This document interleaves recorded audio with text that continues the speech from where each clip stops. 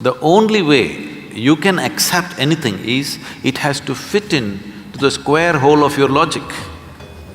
Anything that doesn't fit into your logic, you will reject. In this, you rejected the entire cosmos.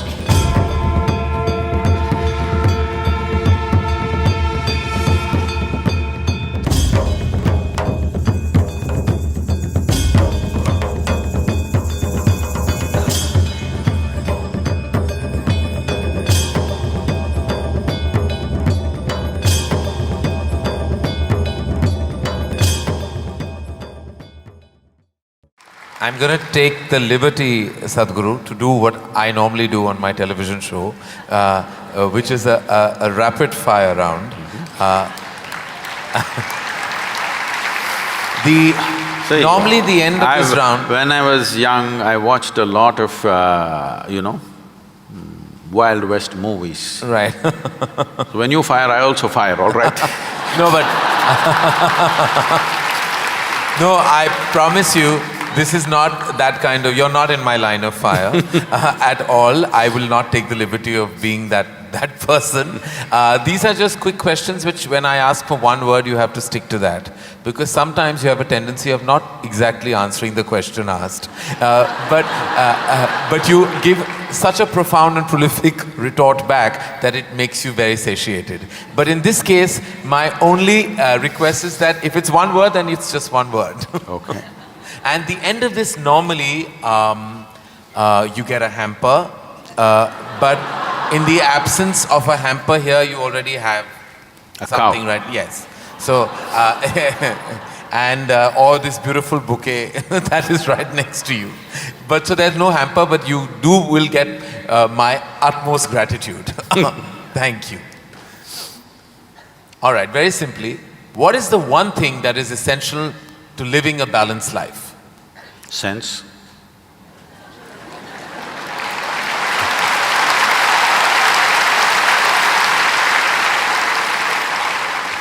What is the one thing we must absolutely do away with in order to lead a balanced life? Senselessness. Yes. All right. I thought that was coming. First thing that comes to your mind when I say the following. The first thing, organized religion. Madness.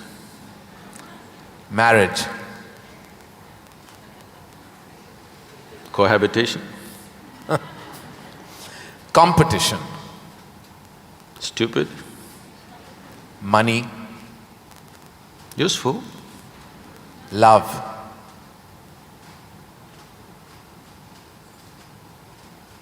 Can I say a sentence? Yes. I will allow that. Most beautiful, but unfortunately crippling for most people. If I can little elaborate that, see, if something unpleasant cripples you, something nasty cripples you, it's acceptable. When something beautiful cripples you, it's a true disaster.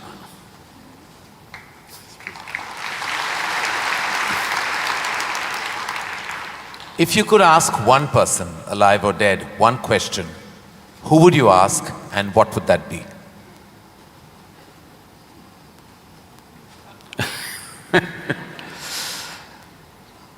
I really sorted out all my questions because I did not spend time educating myself or doing anything. I spent my entire life sorting out every damn question I had. I've kind of run out of questions. And you certainly have not run out of any answers and you never will. Best advice you have ever received? Nothing. Never? No. I never sought, nor did I receive. I made myself in such a way I'm incapable either of seeking advice or giving advice.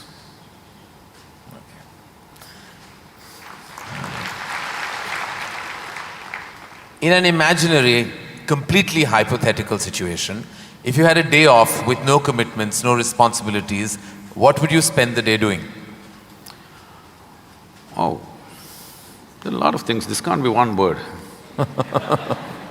No, it's not one word. See, I have an indiscriminate sense of passion towards everything.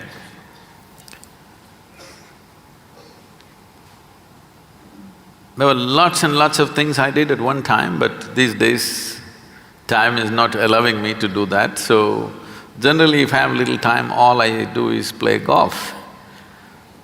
Because that's safe and within the city and I can get back in time for something else to be done.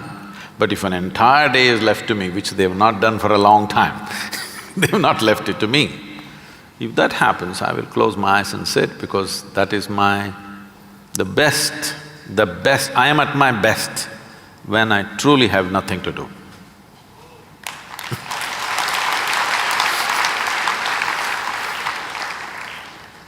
What is one thing you'd like people to remember about you at the end of your life? They must live so wonderfully that they don't even remember me.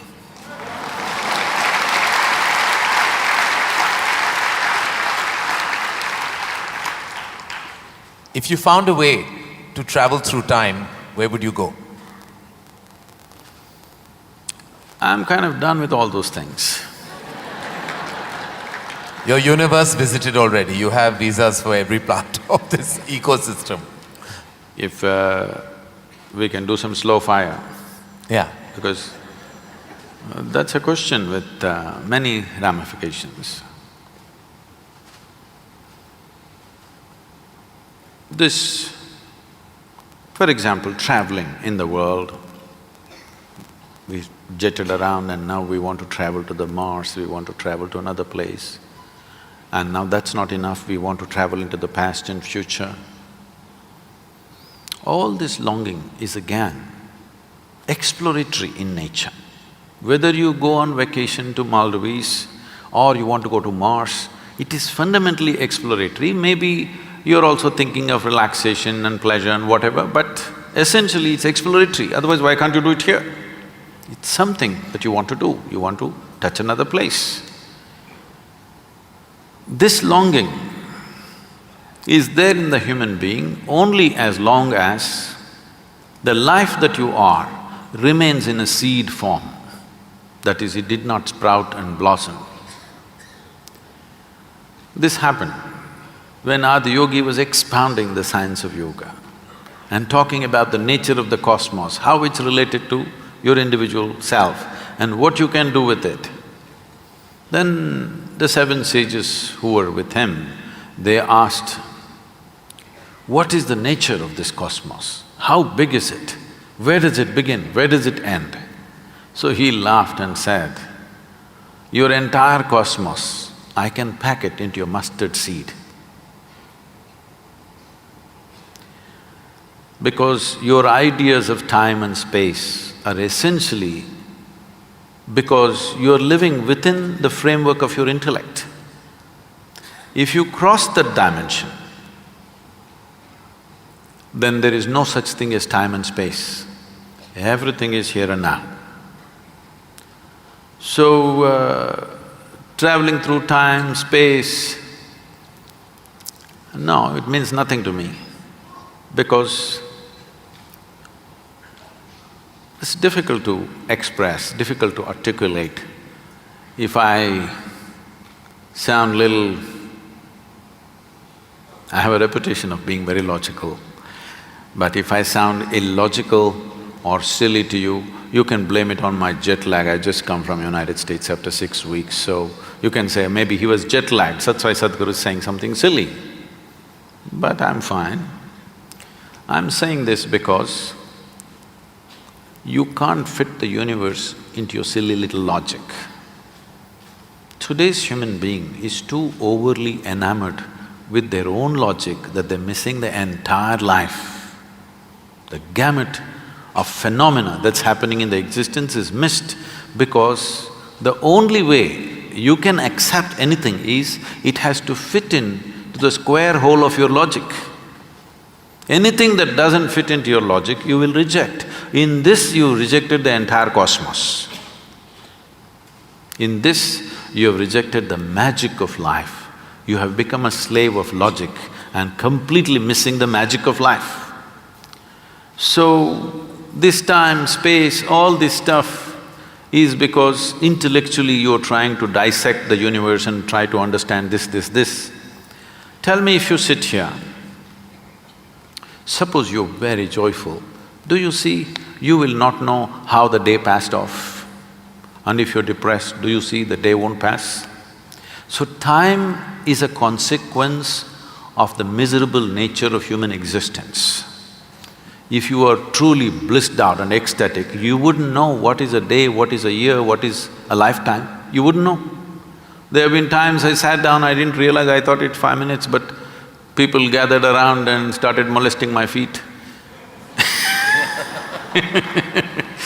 Well, because in their understanding, I sat there for many days or whatever. This idea of time and space is a very convoluted idea simply because people are stuck in the framework of their logic. My work, my fundamental work is to take people beyond the framework of logic into the true magic of existence, our own existence. But it takes a lot of time. Still, my reputation is of being very logically correct because I'm still trying to woo them still wooing them, you know. For the real thing to happen, they will take a long time, unfortunately, because they have become such slaves of their logic. What is the first thing you notice when you meet a person? Just everything. Everything. Everything. Past, present and future.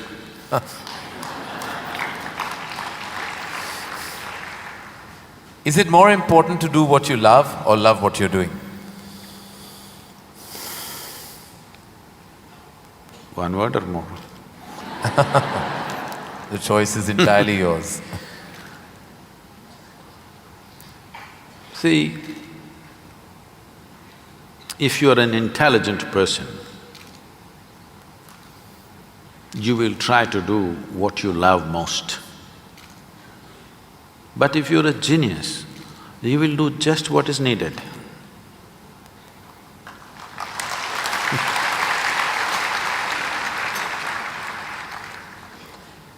If you could be invisible for a day, what would you do?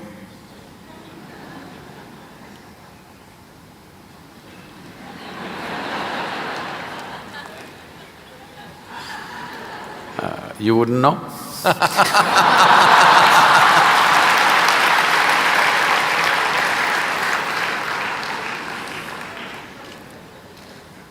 With due respect, what is your biggest weakness? Biggest? What is your biggest weakness? See, what normally people treat as weakness in their lives. Okay, let me give a normal answer. Why? Why am I going into all this? Already you said I'm what? What's the word? Sashayed.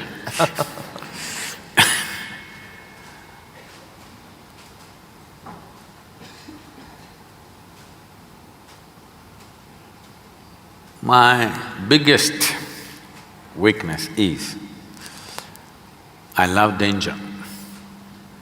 Without danger I cannot live. I need to do something which keeps me on the edge of being mortal, being alive and dead. I want to walk that line all the time. Every day I'm stepping on it one way or the other.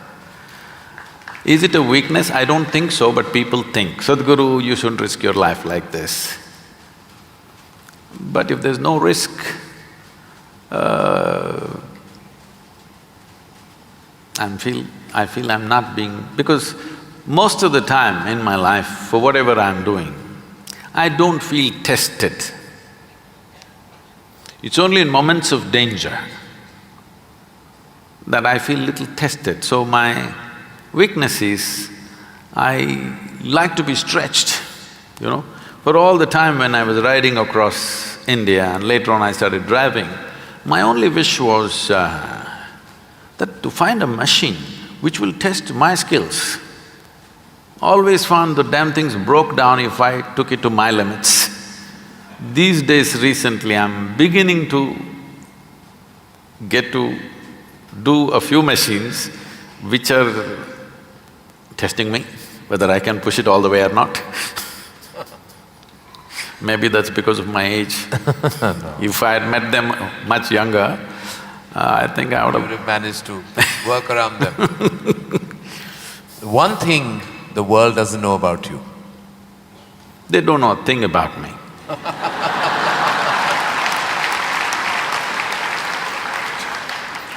That's a fact. And the one thing you wish you could change about yourself.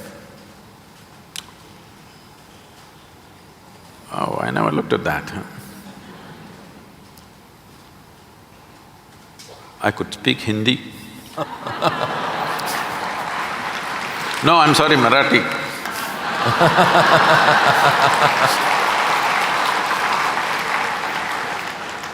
The one thing you wish you could change about the world.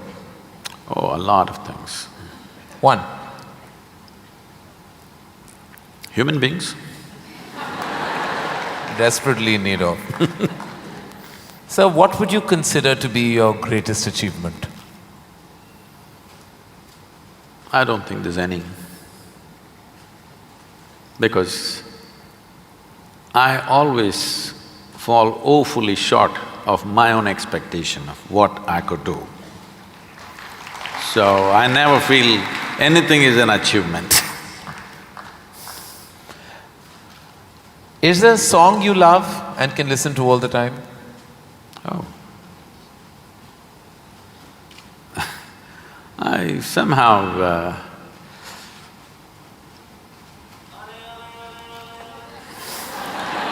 nah. Probably because this came to me at a certain time when I was in my early teens maybe. So this one song kind of comes back to me more often than anything else. It's not that I even seek it, but somehow one way or the other this song keeps coming back to me. Is how many times Okay. I know you haven't seen any of my films, but do you have a favorite film? Oh. I've seen many good movies. At one time I saw a lot of them. I've not seen much of Indian cinema, but I saw a lot of, English cinema. But one movie that I thoroughly enjoyed at that time, because on that day the way things happened, many life situations fell together and everything, was Roman Holiday. Oh. Well, I have to say that that's the first film I've ever seen in my life. My mother took me to the cinema. Here we are. It is true. Roman Holiday is the first film I ever saw. It was my introduction to the big screen. I'm glad I have something in common with you. That image of Audrey and Gregory Peck is somehow just stayed with me. Wonderful. It was probably my age. Yeah. It must have been. Something you enjoy doing and wish you had more time for? I wish I had more time, because I made myself like this, that there is nothing that I enjoy or do not enjoy. I make sure I enjoy everything that I do, including simply sitting quietly or talking to somebody or doing whatever, because my activity is not limited to one area, so many things. If you did not enjoy everything that you do and do not do, you will go insane trying to manage so many things. But I will not go insane, because I enjoy being alive. Activities, anything is okay. Everything I do, I enjoy. Small things, big things, every kind of thing. Most profound things and silly things, I enjoy thoroughly. Should us all.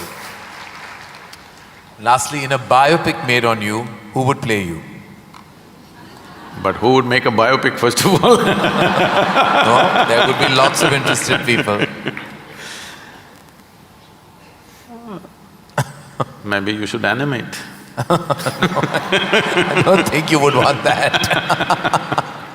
Well, that is the end of the rapid fire, and you totally deserve the hamper that doesn't exist on this platform. But it's a virtual hamper that I've given to you with my love, gratitude, and deepest amount of respect. Thank you.